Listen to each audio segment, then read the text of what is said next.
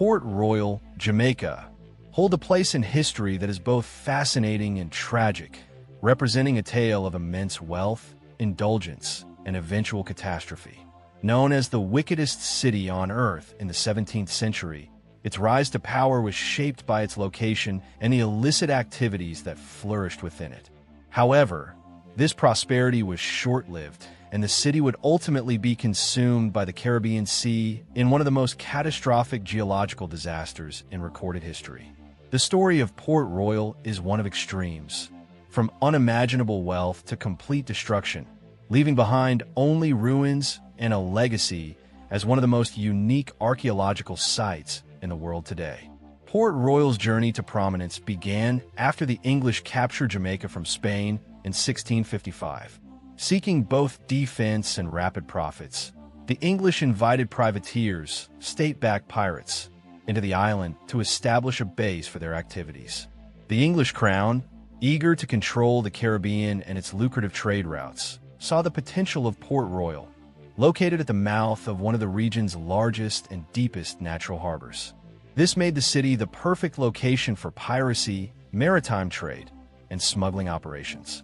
By the late 1600s, Port Royal was bustling with activity. It was a city of extremes where luxury and vice coexisted. The wealth generated by piracy and the trade of stolen goods flooded the city's coffers, and its rapid growth caught the attention of many. With gold and silver from Spanish ships pouring into its ports, Port Royal quickly became one of the wealthiest cities in the Caribbean. Ships from Europe and the Americas docked at its harbors, and the city was alive with commerce, gambling, drinking, and carousing. The city's most famous figure, Sir Henry Morgan, epitomized the character of Port Royal. Morgan, a Welsh privateer, became a legend in his own time.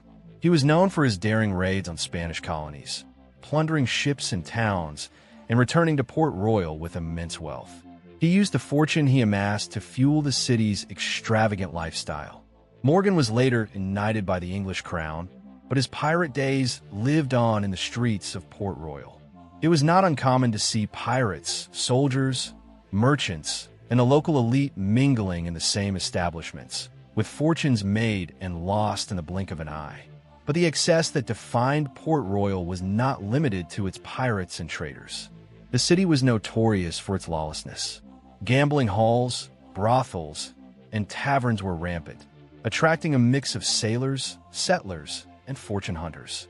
Port Royal was a place where moral standards were often ignored in favor of indulgence. It became a city known for its hedonism, its residents seeking pleasure at any cost, and its streets were often filled with people intoxicated by rum and reckless abandon. The city's reputation spread far and wide, and it was called the wickedest city on earth for its unrestrained behavior. This wild lifestyle was reflected in the city's architecture as well. Port Royal was constructed on a narrow peninsula, with wooden and stone buildings hastily erected to accommodate the growing population. The city's rapid expansion, coupled with a lack of proper urban planning, meant that many structures were built without regard for the region's natural vulnerability. Port Royal was not built on solid rock, but rather on loose sand and silt, a foundation that would prove to be the city's undoing. Despite occasional tremors from earthquakes and the surrounding volcanic activity, the people of Port Royal felt invincible, as if their wealth and fortifications would shield them from any real danger. However, the true fragility of the city's existence became all too apparent on the morning of June 7, 1692. The day began like any other, with merchants preparing for a busy day of trade and pirates setting sail for new conquests. But at precisely 11:43 a.m., the earth beneath Port Royal began to tremble. A massive earthquake, registering 7.5 on the Richter scale, struck the city with devastating force. The ground beneath the city began to shift and crack, and the buildings began to collapse in an instant. The earthquake caused what is known as liquefaction, a phenomenon in which the ground, made up of loose sand and silt, loses its structural integrity under the intense shaking. As the shaking continued, the earth beneath Port Royal turned into a kind of quicksand. Buildings, roads, and people were swallowed up as the ground gave way. The sheer force of the earthquake sent waves of destruction through the city, causing it to sink into the sea. Within just 2 minutes, over half of Port Royal was submerged, disappearing into the Caribbean Ocean. In the immediate aftermath of the disaster, around 2,000 people lost their lives, either from being trapped under rubble, drowned by the rising waters, or killed by the shock of the earthquake. Thousands more would perish in the days and weeks that followed, as disease spread rapidly in the aftermath of the destruction. There was no sanitation, no running water, and few medical resources to tend to the wounded. The city, once filled with wealth and activity, was now a scene of devastation. The survivors were left to pick up the pieces of their shattered lives, but the damage was too great to repair. Port Royal, as it had existed, was gone.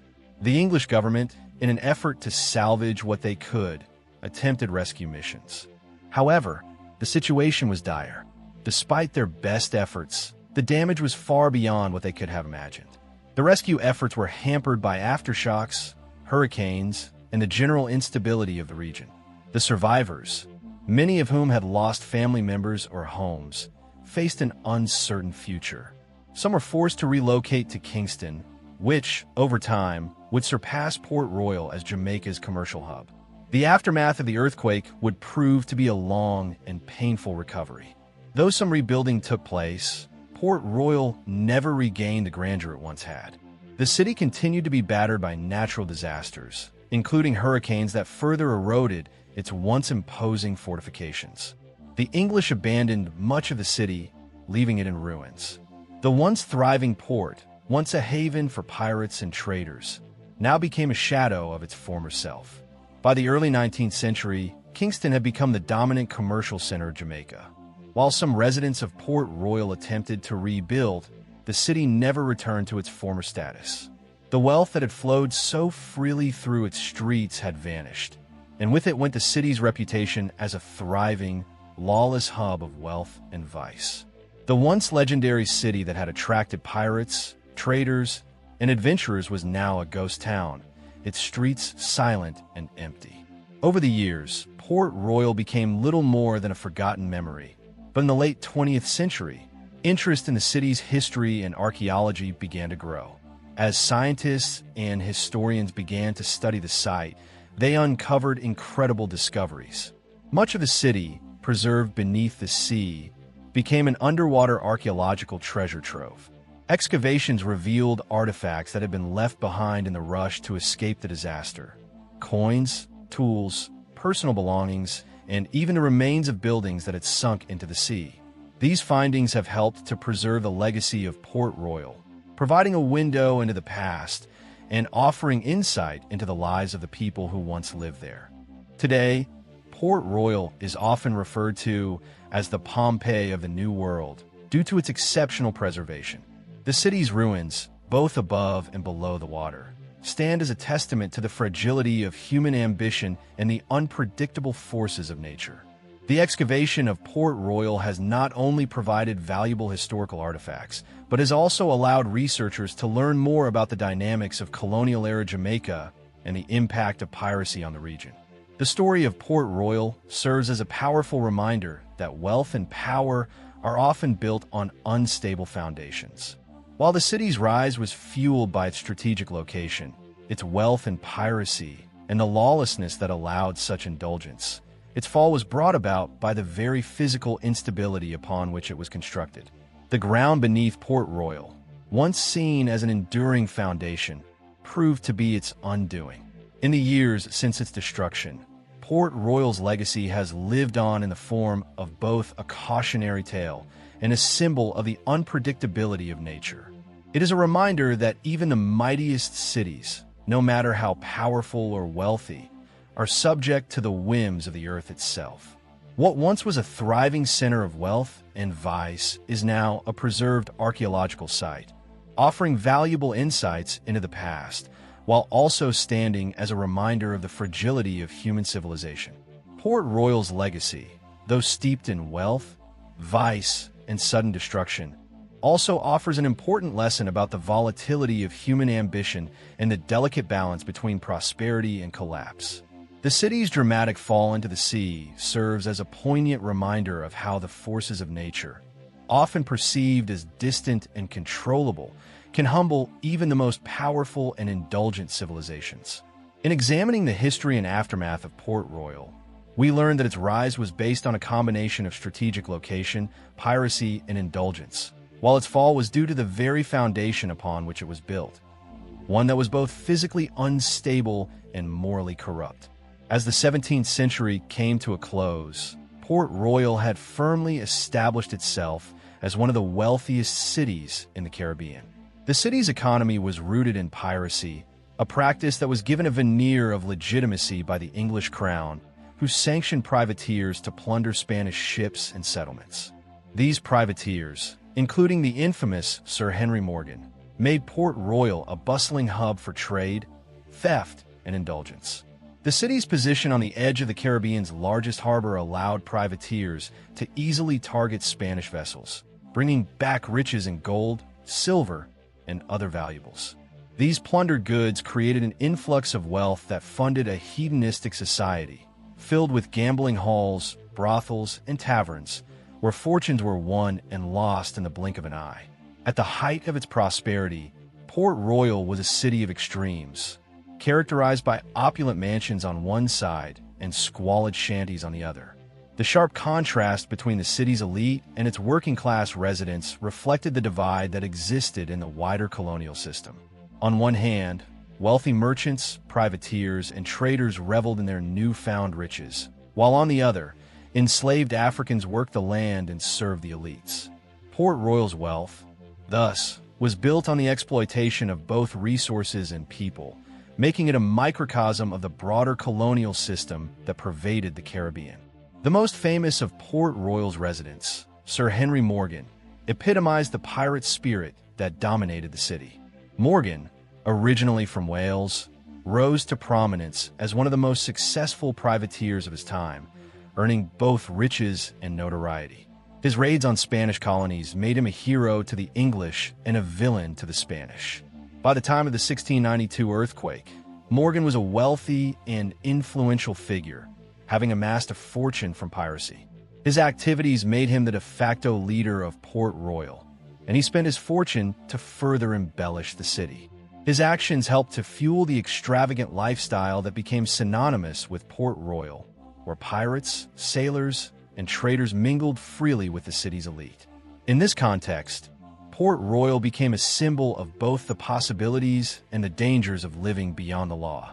But while the city's wealth grew, so did its moral decay. Port Royal was infamous for its lawlessness. With little regard for social order or morality, it was often referred to as a den of iniquity. The rampant gambling, drinking, and prostitution that characterized the city made it a haven for those seeking to indulge their vices without consequence. The lack of regulation, combined with the city's strategic importance, created a society built on exploitation, indulgence, and excess. Yet, the very wealth that fueled the city's opulence also made it a target for both external enemies and internal strife. Pirates, while officially sanctioned, often operated outside the bounds of the law, and tensions between the English crown and local authorities were high. These tensions, combined with the city's tendency to attract more lawless elements, ultimately set the stage for its downfall. The city's physical vulnerability, however, was its most significant weakness. Port Royal was built on a narrow peninsula made of loose sand and silt, making it highly susceptible to seismic activity. The residents of Port Royal were well aware of occasional tremors and the risk of earthquakes, but the city's wealth and the false sense of security it offered led many to believe that it was invincible. The grand fortifications and the thriving economy shielded its residents from any serious concerns. Yet nature, as always, had other plans.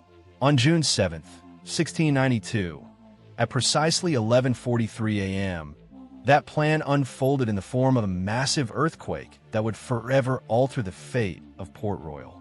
The earthquake, registering 7.5 on the Richter scale, struck with terrifying force, causing the ground beneath the city to shift violently. The liquefaction process, where the sandy soil became a fluid, unstable mass, was the primary cause of the city's destruction. Buildings, roads, and entire neighborhoods collapsed and sank into the sea. In just 2 minutes, over half of Port Royal was submerged, and thousands of people died instantly, either from being crushed by collapsing buildings or drowning in the rising waters. The violence of the earthquake was such that, for many survivors, it seemed as though the earth itself had turned against them. The aftermath of the earthquake was chaotic and grim. Many survivors were left stranded in the wreckage of the city, while others were forced to flee to nearby Kingston, which had begun to emerge as the island's new commercial center. Disease quickly spread among the survivors, exacerbated by the lack of sanitation, food, and medical supplies. Within days, the death toll would rise as the survivors faced hunger, disease, and the harsh Caribbean heat. In the wake of the disaster, the English government attempted to salvage what they could, sending rescue missions to help those stranded in Port Royal. But the damage was too great to reverse. The city had been destroyed, its wealth and grandeur now lost to the depths of the sea. Despite attempts to rebuild Port Royal, it never regained its former status. By the early 19th century, Kingston had surpassed Port Royal as the center of Jamaica's commerce and trade. Although some rebuilding efforts took place, the once thriving port town was now little more than a memory. Over time, much of Port Royal was abandoned, and the city fell into ruin. While the loss of Port Royal's wealth and power was a blow to the English crown, it was ultimately nature, through an earthquake, rather than human endeavor that brought about the city's fall. This shift in fortune was a reminder that no matter how great the empire, no matter how deep the coffers of the rich, the forces of nature could not be controlled. In the years following the earthquake, Port Royal remained a place of fascination. Though its physical ruins were gradually swallowed by the Caribbean Sea, the city's story endured as a symbol of the dangers of excess, greed, and exploitation. But Port Royal's story did not end with its fall. In the late 20th century, a renewed interest in the city led to the development of Port Royal as an underwater archaeological site. What had been lost beneath the waves was now rediscovered. Excavations uncovered artifacts that had been preserved for over 300 years. Coins, pottery, personal belongings, and even entire ships that had sunk during the disaster. These discoveries allowed researchers and archaeologists to uncover a wealth of information about the city, its people, and its complex social structure. The artifacts provided valuable insights into the everyday life of those who lived in Port Royal, revealing the interconnectedness of the people, the goods they traded, and the broader colonial context in which they operated. The discovery of sunken ships was particularly revealing, as it highlighted the importance of piracy in Port Royal's economy and provided evidence of the city's role in the larger global trade networks of the time. Port Royal's history continues to be studied, and it is often referred to as the Pompeii of the New World due to its remarkable preservation under the sea. The city's underwater ruins offer a glimpse into the past, allowing historians and archaeologists to piece together the lives of those who lived in the city. Through the excavations, Port Royal is not just a reminder of a catastrophic event, but also a valuable source of historical knowledge. It serves as a living testament to the complexity of colonial life, the forces of nature, and the fragility of human ambition. Today, Port Royal's legacy endures as a cautionary tale, one that reminds us of the fleeting nature of wealth and power. Its rise and fall stand as a reflection of both human achievement and human folly, and its preservation beneath the waves continues to captivate the imagination of people around the world. The story of Port Royal is a powerful reminder that even the mightiest of civilizations are vulnerable to the forces of nature, and that the pursuit of wealth and excess can sometimes lead to destruction. The city's fall was not merely a consequence of human error, but a natural event that altered the course of history. Port Royal's story, now preserved in the depths of the Caribbean, serves as a reminder that all empires, no matter how grand, are ultimately subject to the unpredictable forces of nature.